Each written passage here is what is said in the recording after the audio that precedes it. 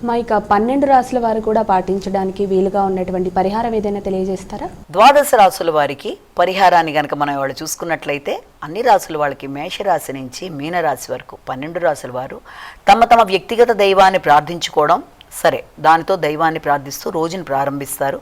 దానితో పాటుగా ఈ రోజున అవకాశం ఉన్నట్లయితే తప్పనిసరిగా అందరూ కూడా ఈ రోజున ఏదైనా శివాలయానికి వెళ్ళడం కానీ, శివుడికి సంబంధించిన స్తోత్రాలు కానీ, శివుడికి సంబంధించిన ఏదైనా సరే బిల్వాష్టకం, లింగాష్టకం ఇవన్నీ ఏది చేసినా కూడా అనుకూలమైన ఫలితాలు ఏర్పడతాయి. ఆరోగ్య సంబంధమైన విషయాలలో, ఆర్థిక శ్రేయస్సులో, మానసిక గందరగోళాలు మొదలైనవన్నీ అధిగమించడానికి శివస్తుతి, శివుడికి సంబంధించిన స్తోత్రాలు చేయడం, అవకాశం ఉన్నట్లయితే శివాలయ సందర్శన ఇవన్నీ కూడా అనుకూలంగా ఉంటాయి.